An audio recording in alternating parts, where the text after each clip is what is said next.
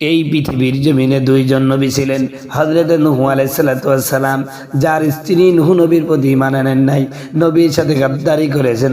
শুধু তাই নাই, হযরত নূহ আলাইহিস সালাতু ওয়াস সালাম যখন দিনের দাওয়াত দিতেন, গোপনে স্ত্রীকে গ্রামের লোকদেরকে বলতেন, এলাকার লোকদেরকে বলতেন, জনপদের লোকদেরকে বলতেন, ও আমার এলাকার লোকেরা শোনো, আমার স্বামী নূহ, তিনি তো আমার স্বামী, আমি তার সহধর্মিণী, আমার চেয়ে নূহ সম্পর্কে তোমরা ভালো জানো না।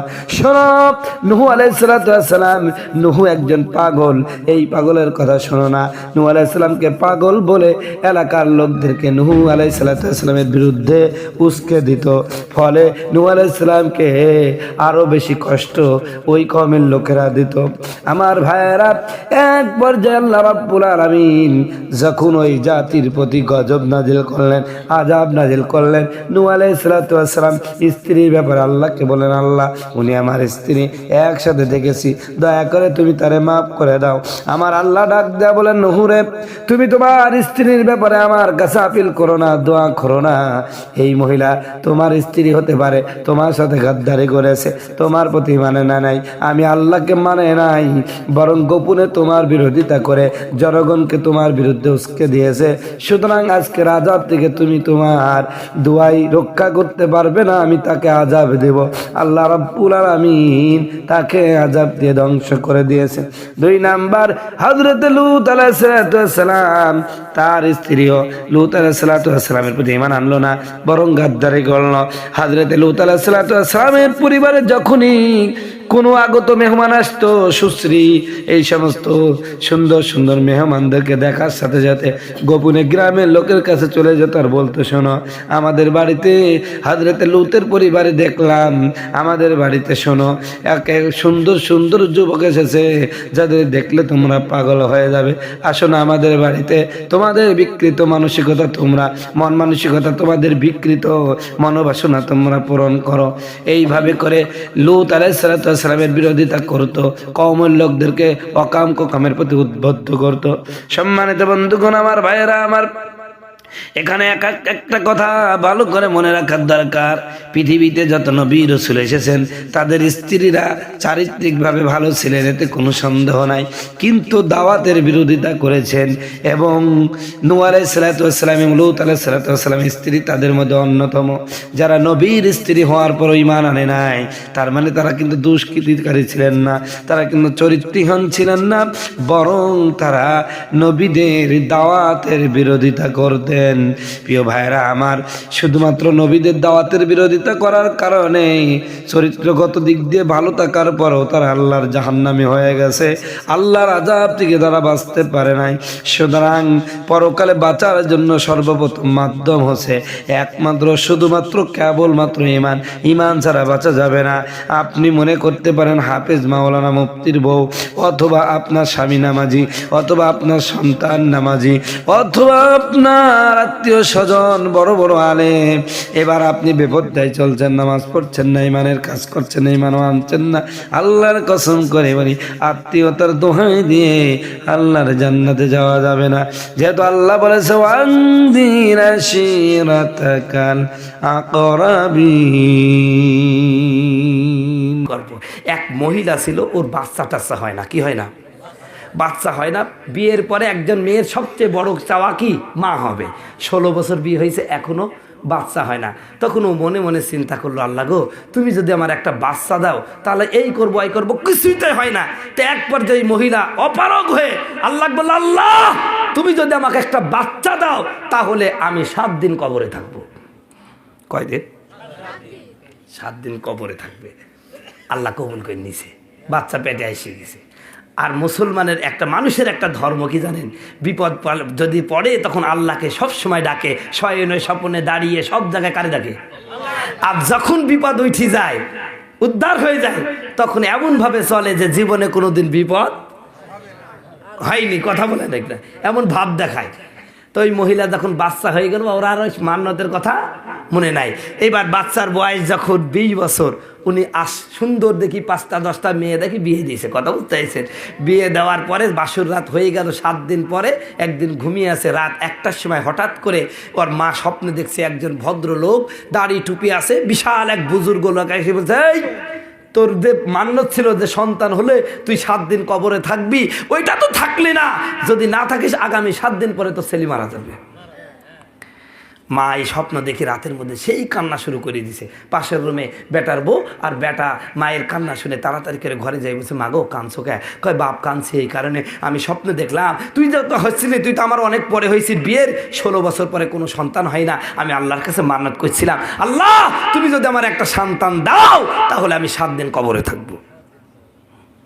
কিন্তু আমি মান্যত পূরণ করিনি। আর স্বপ্নে দেখলাম আমি যদি কবরে এই মান্যত না পূরণ করি তাহলে কি 7 দিন পর তুই মারা যাবি।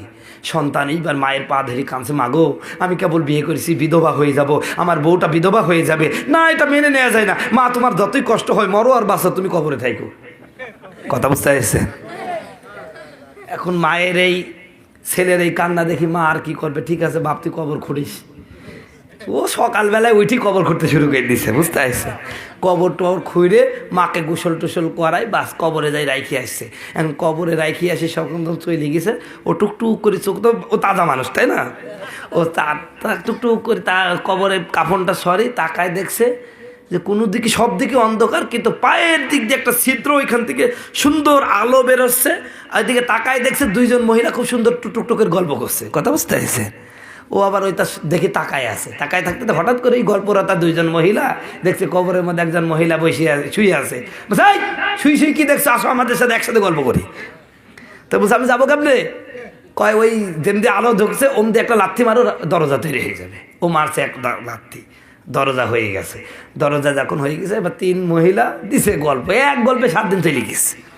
কথা বুঝতে পারছেন? এখন এই 7 দিন চলছে, এখন এই গল্প করার অবস্থায় হঠাৎ করে 2টা পাখি উড়ি আসলো, বিশাল বড় পাখি। আইসি ওই ডান দিকে যে মহিলা, ওই মহিলার মাথার উপরে আস্তে আস্তে বাতাস দিচ্ছে আর খুব সুন্দর আদর করতেছে। বাম পাশে মহিলা, ওর মাথার উপরও সুন্দর করে আদর করছে আর খুব সুন্দর করে আমার বন্ধুগণ আমার ভাইয়েরা আদর টাদর করছে। কিন্তু মাঝে মাঝে এমন করে ঠোক মারছে, ওই মহিলা বলছে ও বাপ গো মহিলা। কথা বুঝতে পারছি? এইরকম অবস্থা যখন দেখলো, দেখতে দেখতে এখন ওই সন্তান চলে আসছে, ও মা, তখন ওই 2 জন মহিলা বলছে তোমার ছেলে চলে আসছে, তুমি চলে যাও। তখন ওই মহিলা বলছে, বোন যাবো তো ঠিকই, তোমাদের সাথে 7 দিন কাটালাম, এই যে 2টা পাখির রহস্য বুঝলাম না। এই যে ডান পাশের মহিলাকে কত সুন্দর আদর যত্ন করছে, আবার বাম পাশে তোমাকেও আদর করছে, কিন্তু মাঝে মাঝে তো ঠোক মারি তোমার একদম শীত করে ফেলতেছে, ব্যাপার কি?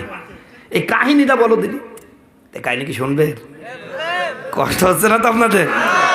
তো যাই হোক, এইবার ওই মহিলা বলছে, বোন শোন।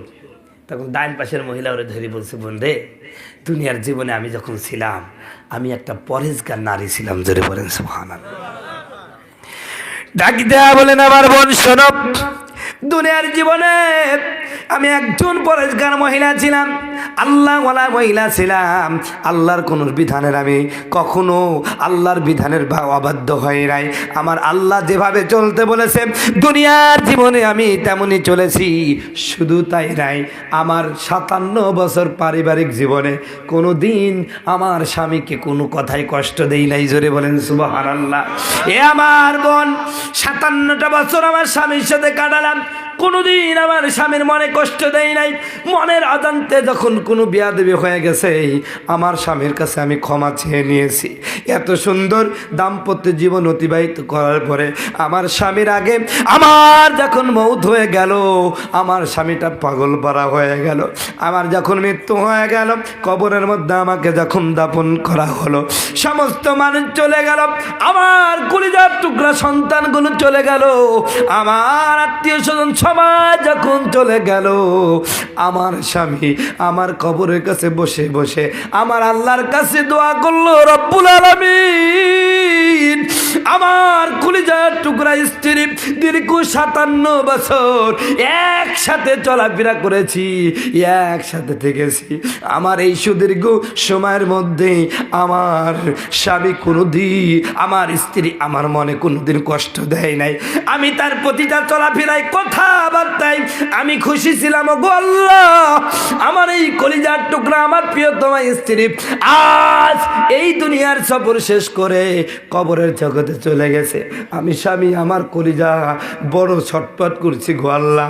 এই দুনিয়ার জীবনে আমার স্ত্রীকে আমি যেমন ভালোবাসতাম, আমি যেমন আদর চিহ্ন ভালোবাসা দিতাম, ও গো আল্লাহ আমি স্বামী আমার স্ত্রীর জন্য দোয়া করছি, মেহেরবানি করে তুমি জান্নাতের মধ্যে কবরের মধ্যেও আমার স্ত্রীকে এমন সুন্দর ব্যবস্থাপনা করে দাও, বলেন সুবহানাল্লাহ।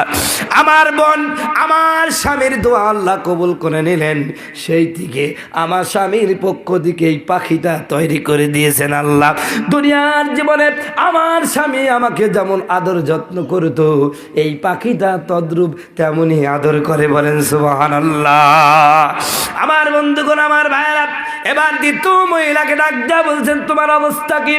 এই মহিলাটা বলতেন শোনো বোন, দুনিয়ার জীবনে আমি খারাপ মহিলা ছিলাম না, আমিও পরেজগার মহিলা ছিলাম, সতী সাদী সুন্দর পরেজগার নামাজে কালামি মহিলা ছিলাম। তবে আমার একটা বদ অভ্যাস ছিল, আমার স্বামীর প্রতি যখন রেগে যেতাম, আমার স্বামীর কথায় যখন কষ্ট পেতাম, স্বামীর মুখে মুখে তর্ক করতাম।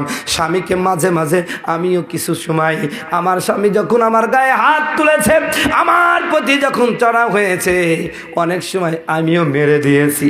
এই কারণে পরে আবার ভুল বুঝতে পেরে ক্ষমা চাইছি। আমি যখন মৃত্যু হয়ে যাবে এর কিছুদিন আগে আমার সাথে গন্ডগোল হয়ে গেল। একদিন আমার স্বামীকে একটা কটু কথা বললাম, বেচারা বড় কষ্ট পেয়ে গেল। এমন তো অবস্থায় আমার মৃত্যু হয়ে গেল। মৃত্যু হওয়ার পরে দাফন যখন হয়ে গেল, সমস্ত মানুষ যখন চলে গেল, আমার স্বামী আমার কবরের কাছে দোয়া করলো, ওগো মালিক, দুনিয়ার জীবনে আমার স্ত্রী কোনো অসতী মহিলা ছিল না, পরেজগার আল্লাহওয়ালা মহিলা ছিল, আমি বড় খুশি। কিন্তু আমার স্ত্রীর একটা বদ অভ্যাস ছিল, আমার মুখে মুখে তর্ক করতো। আয় আল্লাহ, এই কারণে আমি তার প্রতি বেজার, তোমার কাছে চলে গেছে, দয়া করে একটু উত্তম মাধ্যমের ব্যবস্থা করে দিও। স্বামীর দোয়া কবুল হয়ে গেছে। এবার মহিলা ডাক দিয়ে বলছেন, বোন রে, আমার স্বামী তো আমারে ছাড়লো না, আমার নামে বদদোয়া করে দিল। আল্লাহ পাক দুনিয়ার জীবনে যে আমি ভালো মহিলা ছিলাম, চরিত্রবান মহিলা ছিলাম, নামাজ পড়তাম, রোজা রাখতাম, সব কিছু করতাম, এর কারণে আল্লাহ পাক সমস্ত আমার স্বামী দোয়া করছে, আল্লাহ তারে ভালো রাখো, মাঝে মাঝে একটু কষ্ট দিও। এই জন্য এই পাখিটা আমার আদর করে ঠিক, কিন্তু মাঝে মাঝে ঠোক মাইরা ওই আমার স্বামীর দোয়ার বাস্তবায়ন করে। জোরে বলেন নাউজুবিল্লাহ। মহিলাটা যখন চলে আসবে এমন তো অবস্থায় এবার ওই মহিলাকে ডাক দেয়া বলছেন, বোন রে, তুই যখন এই কবর থেকে 7 দিন পর জীবিত পরে যাবি, তোর তো আর মুরিদের অভাব হবে না, কত মানুষ তোকে দেখতে আসবে, আমার স্বামীটা আসলে একটু বলিস না আমারে ক্ষমা করে দিতে। জোরে বলেন সুবহানাল্লাহ। এইবার ওই মহিলা কবর থেকে যেই উঠিছে, কবর থেকে উঠার পরে মানুষ যখন জানতে পারছে, ভাই এবার লোকের লোকারণ্য, এই মহিলা বিশাল মহিলা 7 দিন কবরের মধ্যে থাইকি জিন্দা চলে আইছে, নারী পুরুষ সব লাইন ধরেছে তার কাছে মুরিদ হতে। আপনারা জানেন ছোটোকালে ঝিনাইদা বলে এক লোক ছিল, ও বলে পানি পড়া দিলে সব অসুখ ভালো হয়ে যাইতো, মনে আছে আপনাদের? এ কি ছিল না ভাই? জীবনে নামাজ পড়ে না একক, তো ওর ভূতে বলে সব ভালো হয়ে গেছে। আমার বাড়ির থেকে আমার আব্বা গিয়েছিল, আইসি আমি তো তখন মাদ্রাসায় পড়তাম না, তা আমি বলছিলাম, আব্বা তোমার যে অসুখের জন্য পানি পড়া নিয়েছো ভালো কি হয়েছে? কই পানিতে কোনদিন ভালো হয়েছে? কথা কই না, ওই যে বলে না যে ঝড়ে বক মরে ফকিরের কি বারে কেরামতি বাড়ে, কথা বলে ঠিক কিনা? হয়তো বা কোনো কারণবশত একজন ভালো হয়ে গেছে, এইবার মার্কেট পাই গেছে, কথা করছে না কেন? দেখবেন না আমাদের বক্তার জগৎ কিছু করে ওয়াজ ভালো করতে পারে না, ওই যে একটু ওয়াজ ভাইরাল হয়ে গেছে, ভাইরাল ওয়াজ হলে দাওয়াতের অভাব নাই। 50টা হুজুর 1 লাখ দেব, খালি দাওয়াত নেন, কথা কয় না। আর যারা ভালো আলোচনা করতে পারে, ভাইরাল না, ওদের দাওয়াত দেখে ওরা, কথা না, কথা করছে না।